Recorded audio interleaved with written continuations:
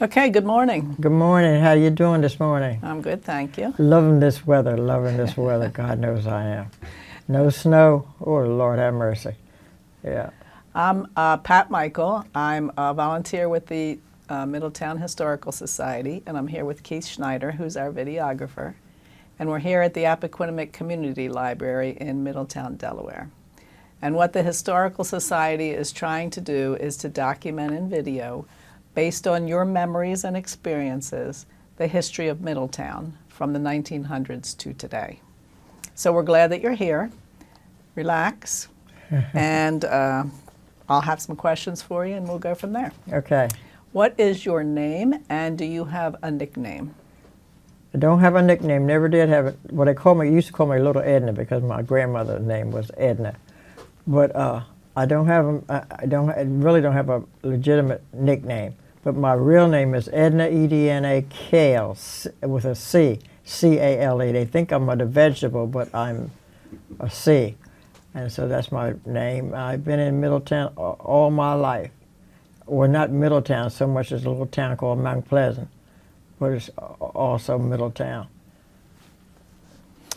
And when and where were you born? Mount Pleasant, Delaware, 1939. I've been here for a minute.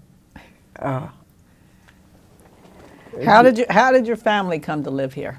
My grandfather was a conductor on the railroad years ago when the trains would come to Mount Pleasant and people would get on and off. He would flag or put them on or put the stuff on. So I got free rides because I could ride on a train to Wilmington, I could ride on a train. Wherever the train was going, I could ride it.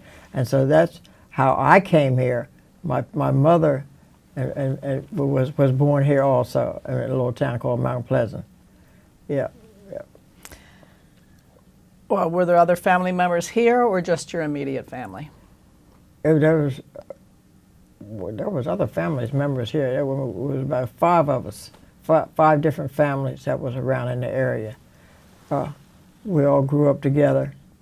We was in this little town called Mount Pleasant, which is nothing but it was a granary, and so that's where the train stopped, and that's where people did business and stuff like that. But we did all of our shopping and everything came to Middletown. We had to come to Middletown for everything. There wasn't. We had a little corner store, but didn't have no grocery stores and stuff like that. So we came to Middletown and shopped at Earl Sharver's, Sadolph's, and Berkman's and places like that to get whatever we wanted. What was the house you grew up in like? So how many rooms did it have? Did it have running water? Did it have electricity? I'm in the country. Okay, we had 4 bedrooms. And first off, I need to go back and say the house that I grew up in is the same house that my mother went to school in. And so somehow or another, my grandfather got the house brought down there to where it is now. And that's where we lived. And we didn't have no running water. We ran that pump. You know, we pumped our water. We had nice fresh spring water. And so didn't have no, we had an outside john. I call it outside toilet. You know, when we went there, we had a chamber pot in the bedroom for nighttime, and that was my job was to clean the chamber pot, you know, and stuff like that. But it was me, my grandfather, and my grandmother that lived in the house. My mother lived with her husband at another place. What is your earliest childhood memory? School right in behind me, going to school there, living where I live, and my grandfather was, I call him the boss of everybody, and in back of my house where I lived was this 117C, I think it is, school that I went to for elementary school, and his job was to make sure that in the wintertime that the teacher got into there. So I had all those pleasures of having see him shoveling the snow and getting her ready to get into the school and making sure that there was far there. So then the kids from the other surrounding areas came to our house and would wait to get into the school. So those are the kind of things that I remember. So you said the name of it was 117C. Can you explain that?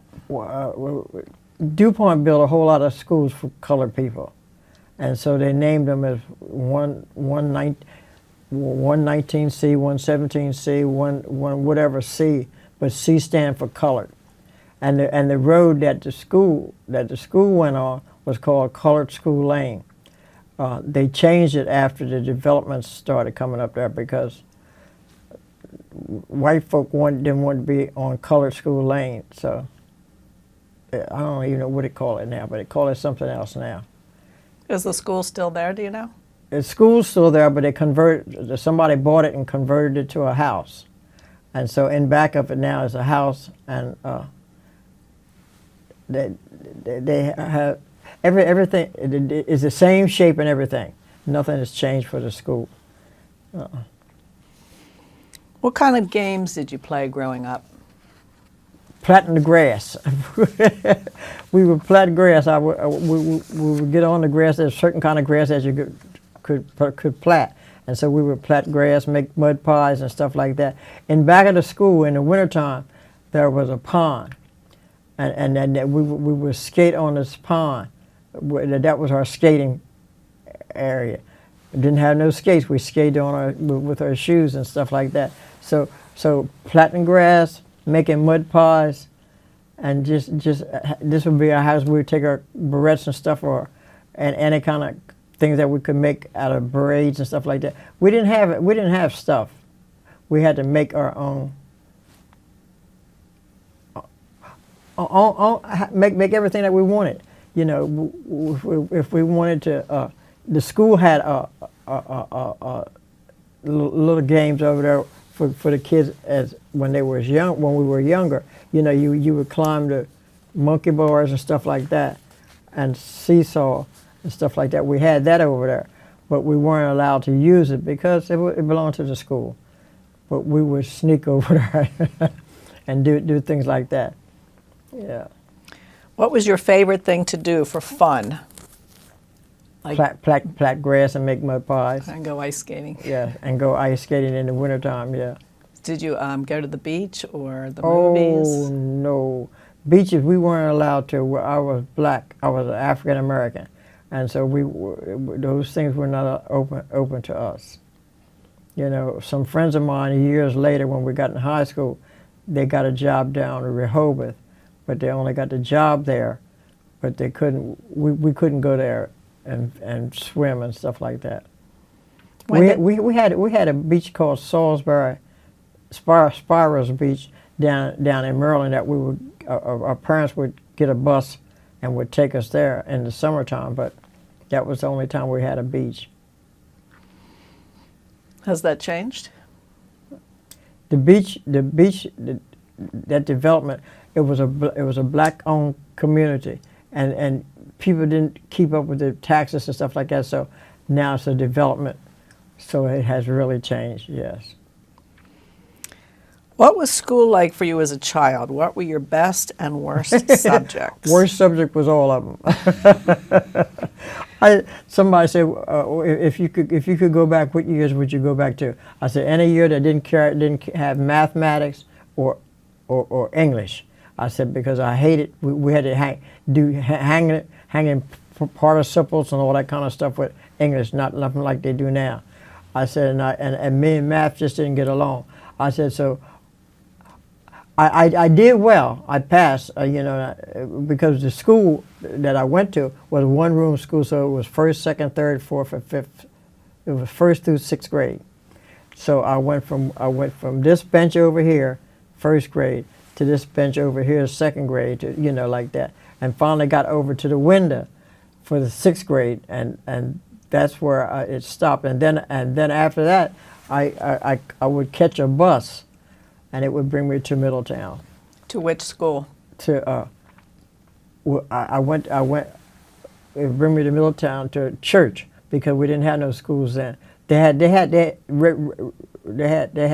120, I think it's 120C was the colored school from Middletown, and we would go there. But when we came down here, they didn't have classrooms for us, so I would go to Dale's Church. Went to Dale's Church for the 7th grade. We went in the basement and had classes there, and the teachers would come there and teach us for the early periods, and then from the early periods, then we would go to 117C, the colored school, and we would do home economics and other classes like that in the afternoon. But and the best part about that part of school was being able to cook. I would be able to cook and eat my own food because my parents, back in the day, we packed their lunch. You packed it in a brown paper bag, we wrapped it in newspaper. I laugh about things like that now, but that was the way I lived, you know. And so when I got into 7th grade, I did home economics, and so whatever we cooked, we could eat, and I really enjoyed that. Or sometimes I would have enough money to buy lunch. The ladies in the town would cook the lunches at their home and bring it to the school. So that was the best part about it. Did you go to high school? I went to high school that was the high school part, 7th, 8th, and 9th, and then I was there until they opened Louisville Reading itself. And don't ask me what year because I don't remember the year that Reading opened. But I went from the 8th grade at the colored school to Louisville Reading when it first opened, and that's where I hated it because I had to do typing and stuff like that, and I did not like none of that stuff. I did not like school. I was the only child. My parents didn't allow me to do this. They didn't allow me to do hardly nothing. My grandparents really. And so if I got a chance to go visit with my mother and my other siblings, then I would have a little fun. They would do things that I wasn't able to do at my house because I wasn't allowed to get dirty. Wasn't allowed to do a whole lot of stuff. So school was basically, I guess, my little outlet as to where I could go, you know. But I had a few friends there then, because I would get on a bus and I would make the friends, people who were coming from Glasgow and Iron Hill and Delaware City and Port Penn, places like that, on the buses. And so those are the kind of things that we did. Do you remember any fads from your youth, like popular hairstyles or clothes? Was there anything that was the thing then? I can't. I can remember, but I can't remember the names of them. But we had cheap dresses that had can slips and stuff like that. So we had all that, and so it was like if we went to a dance, we'd try to dress up a little bit. We'd go to Joseph Berkman and buy those $1.99 shoes that would hurt your feet. You put them on. By the time you got to the dance, you was taking them off, or you was walking on the back. Walking on the back of them, but we had our can slips and stuff like that. So the people that had the most money, you could tell who they were. Yep, they had the special hairstyles and stuff like that. My stuff came from my grandma. She was. That's the way she was. That's the way she raised me. Yeah. Did you have any favorite songs or music while you were growing up? Yeah, we had. There's a place we used to go to called the Shop, and it had a piccolo in there. So look, I'm trying to remember some of those songs now.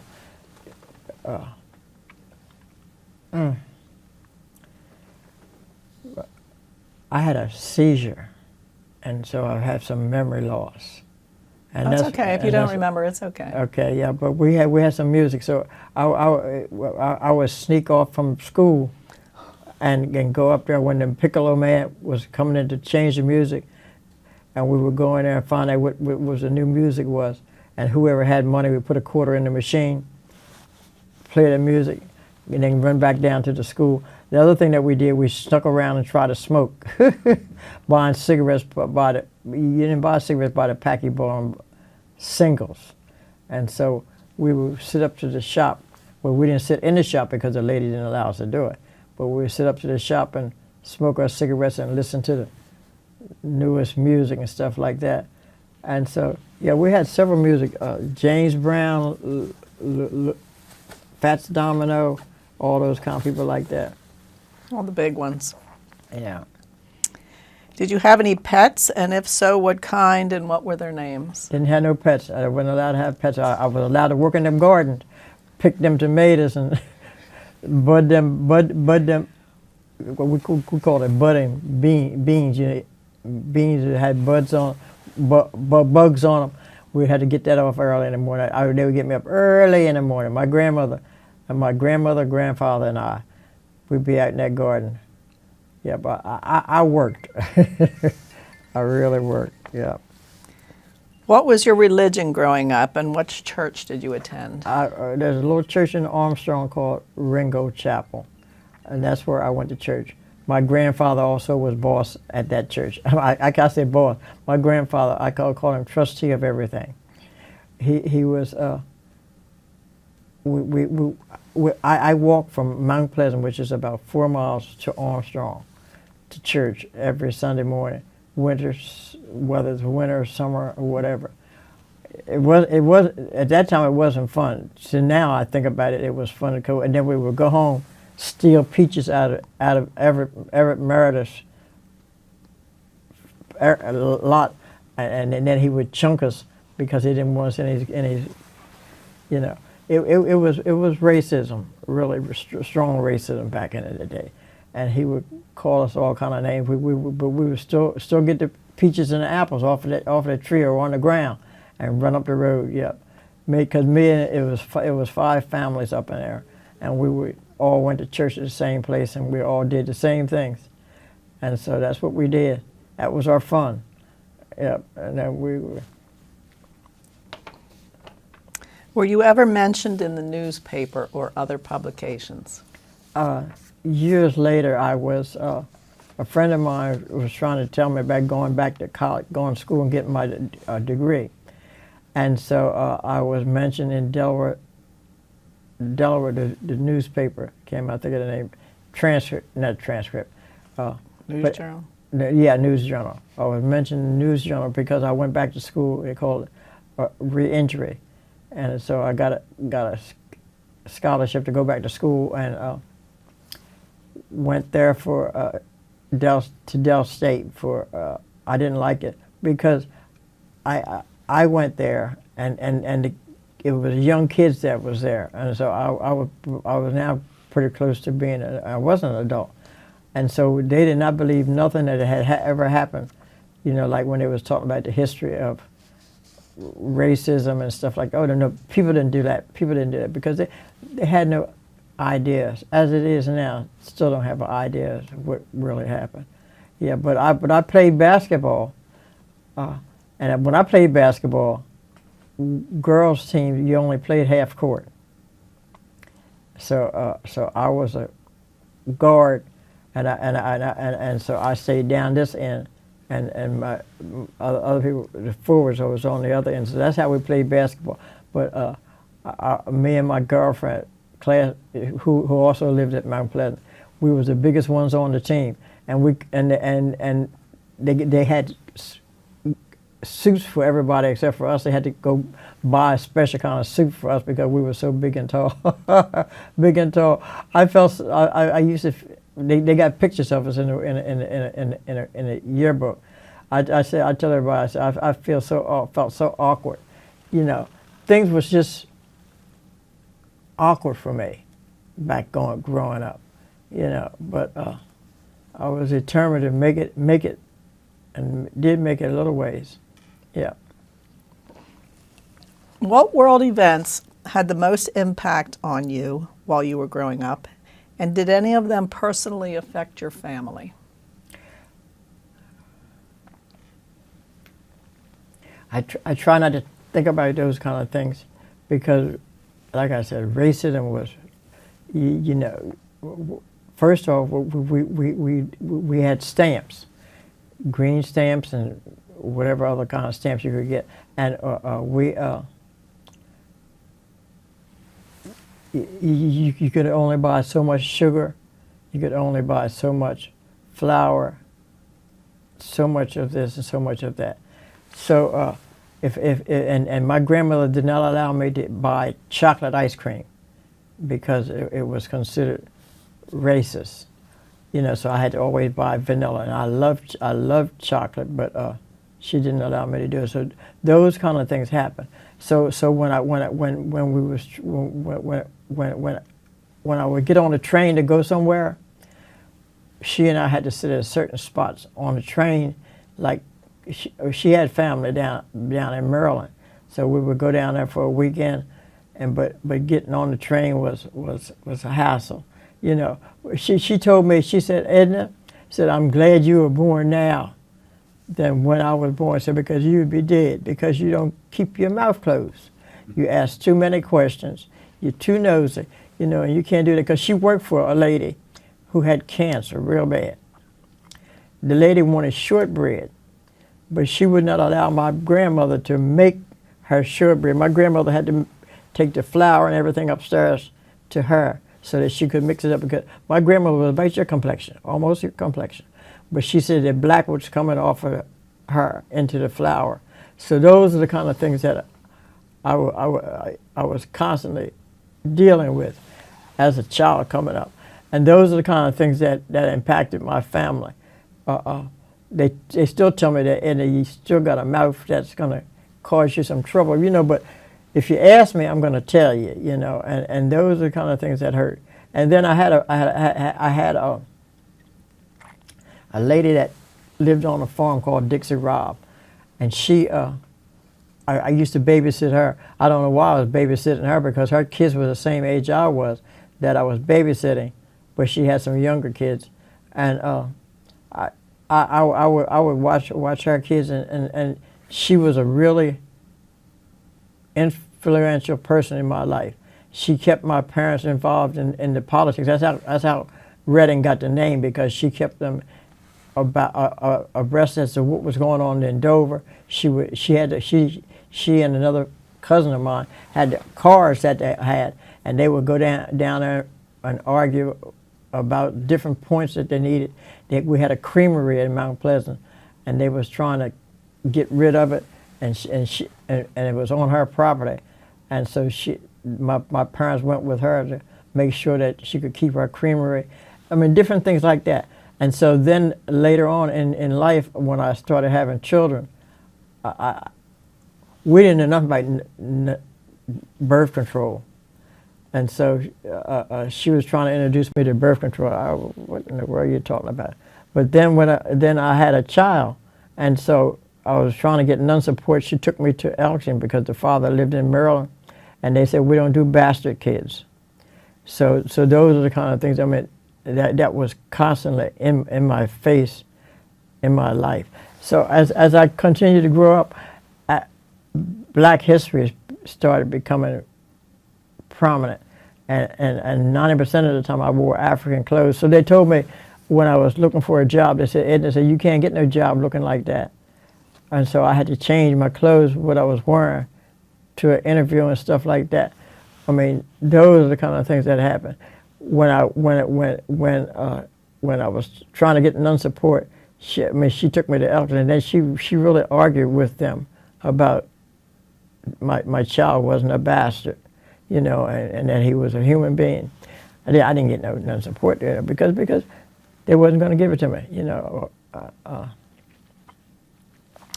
Just little things like that. She let me know who was the Klan in Middletown, because hey, she was white. She hung out with them. So she said, watch this person and watch that person, and be careful, isn't it? You know. So I always living on the edge 90% of the time as my adulthood started coming. Yeah. How were holidays, birthdays, Christmas celebrated in your family? Did you have family special traditions? Yep. We always had, those were the days. First off, I need to go back a little bit because we raised, my grandparents we had chicken, ducks, cows. No, we didn't have no cows. We bought cows. We had chicken, ducks, turkeys, any kind of animal you wanted. We raised it, and so and then in November, or somewhere thereabouts, everybody in the neighborhood would come to our house, and they would have what they call hog killing time, and so then that's when we got really good sausage, really good pork chops, you know, and then you took and had all that stuff, and so Thanksgiving, we always had Thanksgiving. We had turkey. Christmas, we had a goose because we had to get the grease from the goose for medication. Nastiest tasting stuff in the world, but that's what we had, and so we always came together. My parents, my mother and father, and my grandparents. They all came to my grandparents' house. We had those days. Those 2 days was always together, and we had good times. That you know, we don't, everything that we had came out of our yard. The turkey, my grandfather raised the turkeys, so then they killed the turkeys.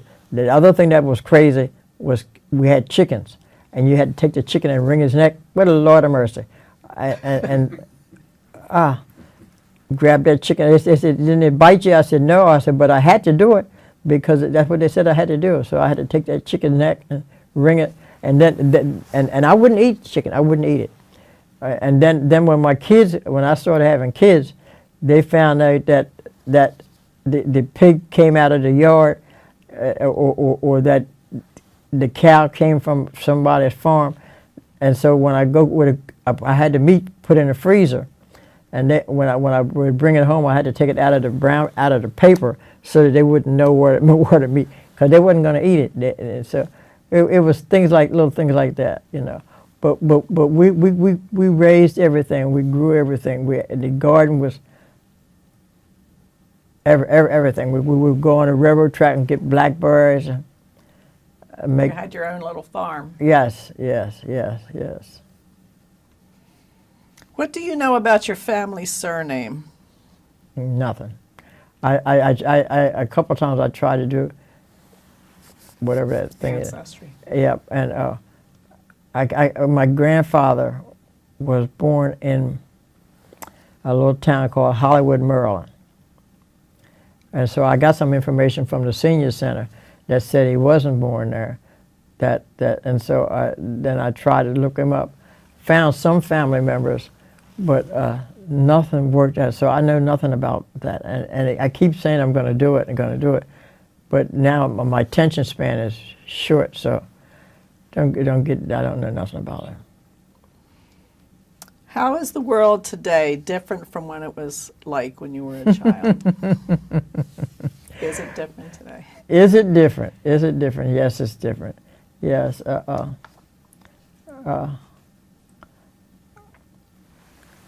How is it different? Well, for me, it's like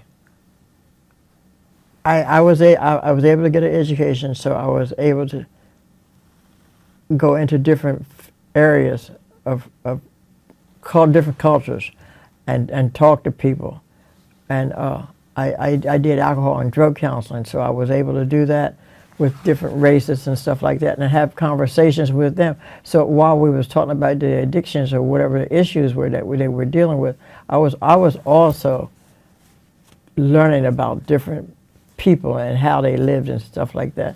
So how is it different? Now they're trying to wipe all that out. You know, they don't want the books in the schools, you know, and stuff like that. I used to, with my kids, I would come to Silver Lake, because they all went to Silver Lake as elementary school, and I would go around and read to kids and stuff like that.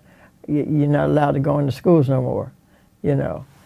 Well, I can understand that too, because as a social worker, you know, sometimes kids weren't allowed to be with parents, and so you have to watch who can come into school and stuff like that. When my kids was coming up, I had a freedom of going to the schools and stuff like that, and I enjoyed going in there and talking to the kids and stuff like that.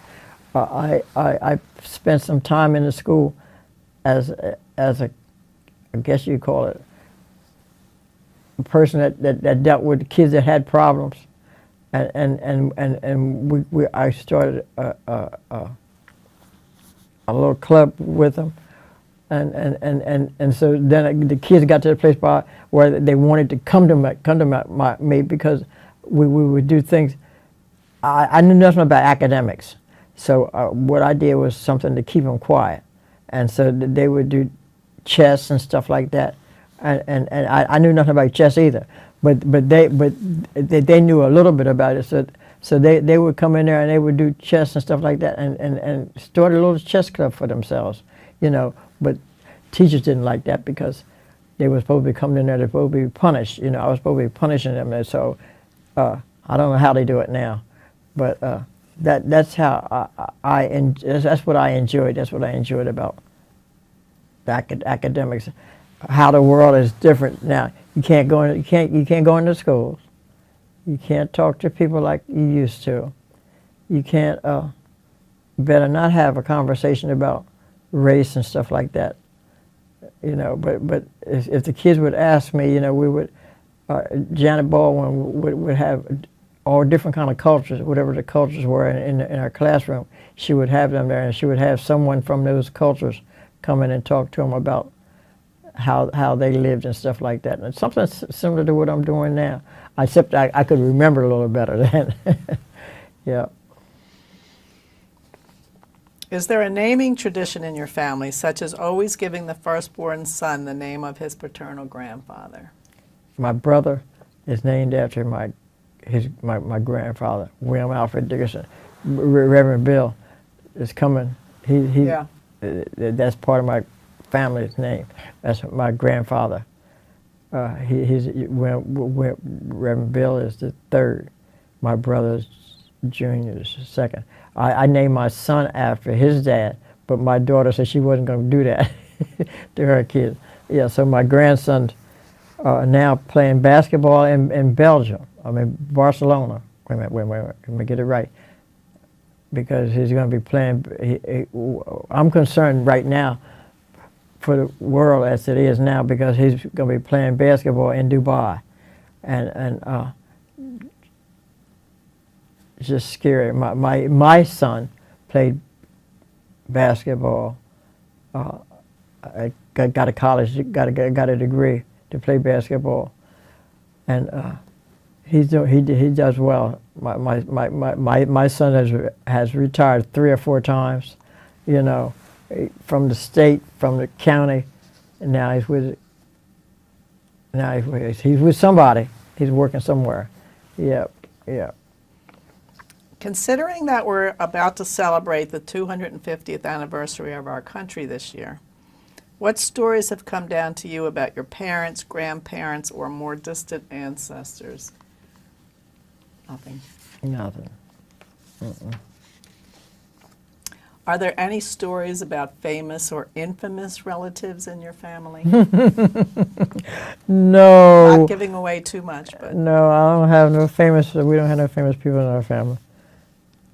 No. Are there any special heirlooms, photos, Bibles, or other memorabilia that have been passed down in your family? Yes, we have the family Bible. In it, my mother kept everybody's birth date, the time they were born, and all that kind of stuff. So I have that. I gave that to my sister. I said, because should I pass, I don't know where it would go. Because I had some other stuff from my grandparents, and we didn't value things back in the day like that. And so my grandfather's picture that I had, some things like that I don't have, but I have a picture of my mother when she was younger, and my grandmother. Well, I say my grandmother, and somebody probably come here and said that wasn't your grandmother, and she wasn't. she was my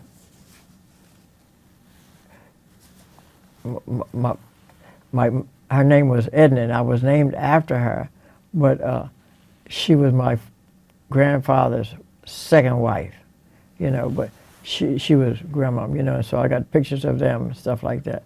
I kept stuff like that, but we didn't value stuff like that because I used to have a little potbelly coal stove that I wish now I had kept, you know, but I think back at it, you know, it was like when we had these 4 bedrooms upstairs, and it was on 2 on each side, and so one side had the potbelly stove, the other side had the kerosene stove, and so that's how we heated the upstairs.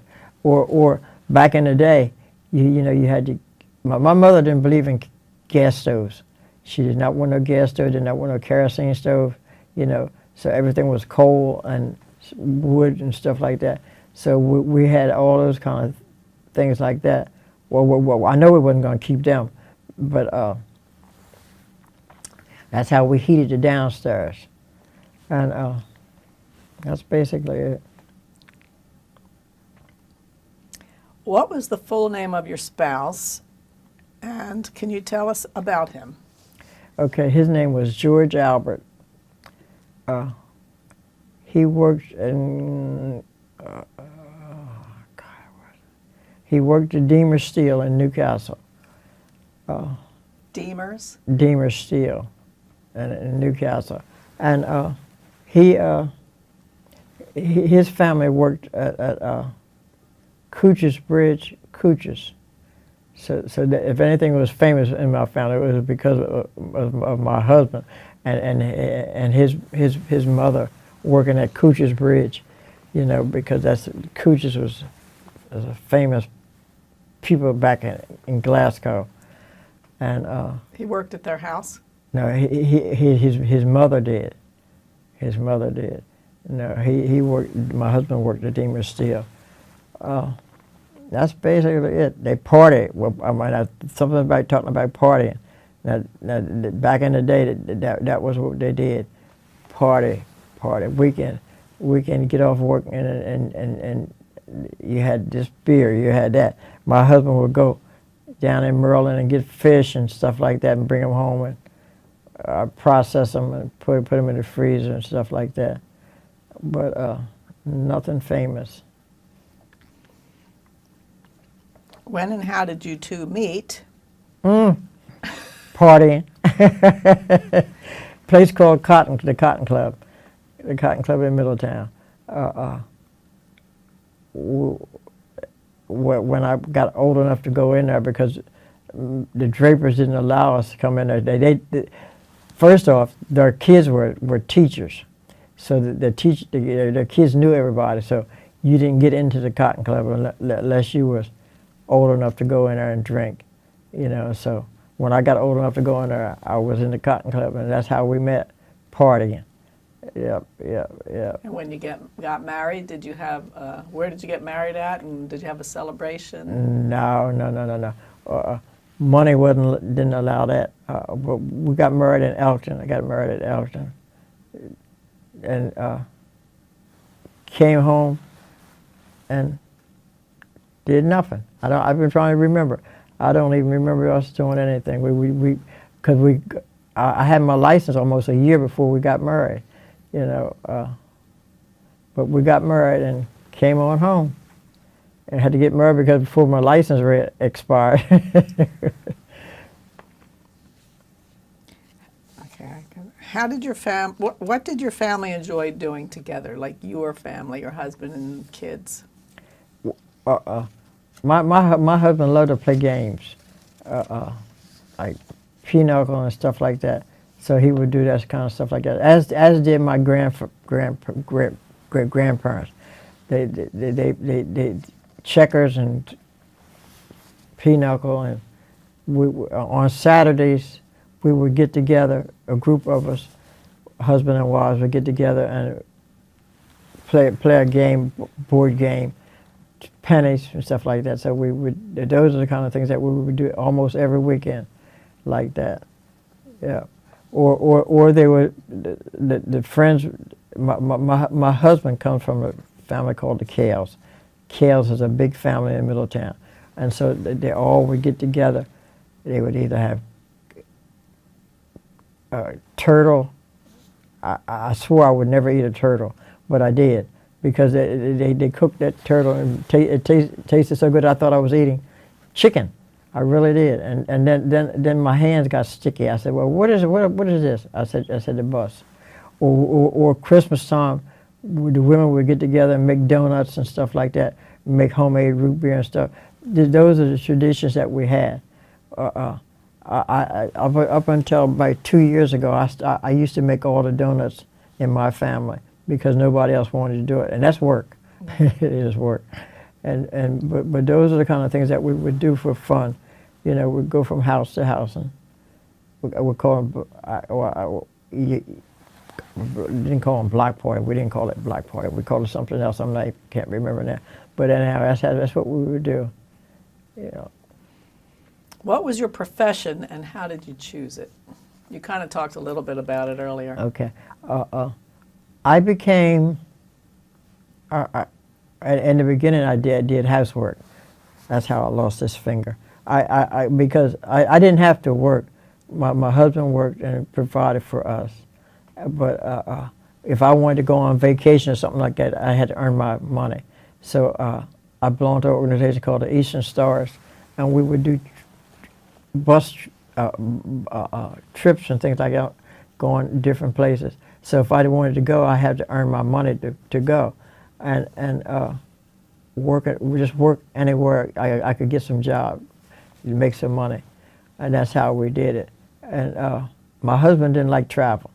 He did not like travel, but I had 2 kids in the service, and one of them was in Louisiana, and we would go down there. And first time we went down there, he said he wasn't flying, so we got on a bus. Texarkana, Texas. I remember that for the rest of my life. Texarkana, Kansas, Texas, or whatever it is called. It seemed like I went to sleep in Texas and I woke up in Texas. And so then when we got down there, he was in I don't know where he was at that time, my son. We got down there, I done bought round trip tickets. Then he thought about, we can catch a plane home. I said, are you going to spend it? Because he don't spend money either. I said, are you going to spend the money? I said, because he said, no. I said, well, we're going to go back on this bus. And we rode that bus from, that was the longest ride. I told my kids I would never do that one again. But those are the kind of things that we would do. We would try to keep up as much as we could with our kids, wherever they were, you know, do whatever they were doing, just to keep up with them and keep them involved in our lives and we stay in their life. Because, like, I have 3 boys and one and 2 girls. Wendell, Gerald, George. Those are my 3 boys. I call them son number 1, 2, and 3, and son number. And I also tell people, I said my kids run the gamut from criminal to it was army. They was army. To police officer. And my son number 3 is a police officer, and we would keep up with wherever they were, whatever they were doing. Try to keep up with it. Basketball, football, baseball, whatever they were doing. What were your daughters' names? Mona and Michelle. Michelle's out here with me now, and Mona Lisa is my daughter. Yeah. What accomplishments were you the most proud of? Being able to get my degree. That was the number one thing, because I was the first person in my family to get a high school diploma. Although I'm the firstborn, but nobody else went to high school, and so I got that. That created some kind of conflict sometimes, but because sometimes people said, "Oh, you think you're cute, or you think you're this, or you think you're that," you know. But I was determined to do something other than housework, because that's what I had been doing, just a lot of domestic work. And then I had a business with counseling where I would have clients, and I worked for a guide in Dover. And the thing I'm most grateful for is that I work for an organization called, well, the guy's name was Leon Sullivan, and I was able to travel all over the United States with that guy. I was able to travel all over, everywhere, just to spread the word for education, to help people get jobs and stuff like that.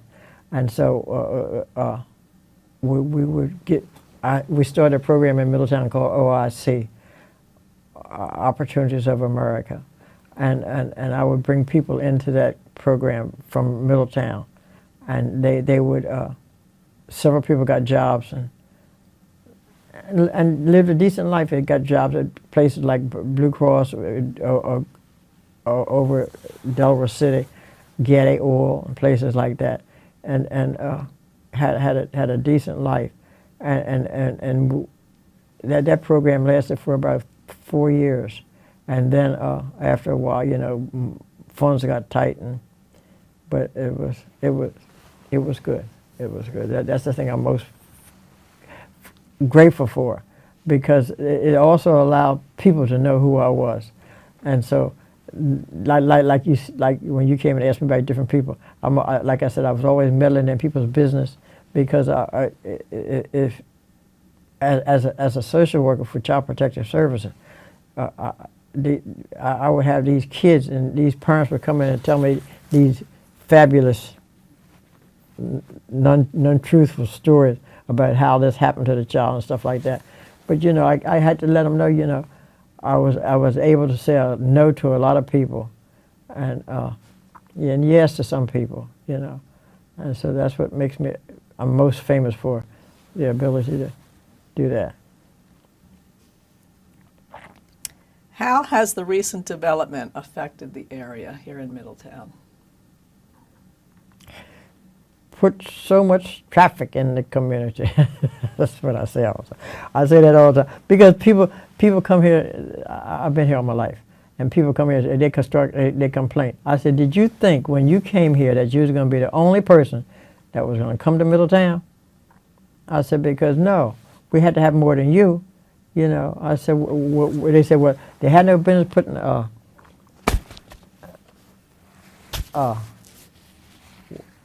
the first steward that came out there, the name was first. Well, anyhow, had no business putting that store in here because it had too many, brought too much traffic. I said, but I was glad when I was able to go to that store and get cotton, and it would be a good grade of thread, and make clothes. 'Cause I used to do a lot of sewing too. Make clothes for people, I said I was glad when I was able to do that, and not have to go all the way up to Wilmington, But those are the kind. As I talk to you more, I remember other stuff, because I used to also made slip covers and stuff like that for people, and chair covers and stuff like that. But you needed a good quality thread. You couldn't just go up Joseph Berkman's or places like that and get really. It kept breaking. It kept breaking. It kept breaking. So I was glad, and Walmart. Well, when Walmart first came here, was it Walmart?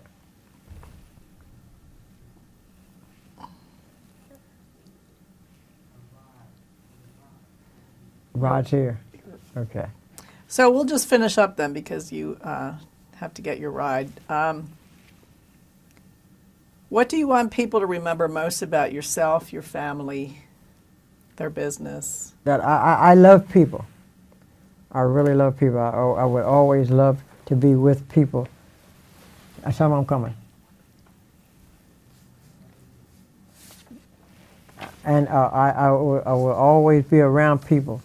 They honored me in the NAACP 2 years ago as a person that kids wanted kids to emulate. And and I want them to remember that the same way that I did it, they did it too. So, okay. All right, well, we appreciate your doing this for us. You've had a lot of very interesting things to say about the history of Middletown, Yeah. and I just want to thank you for that time. Okay.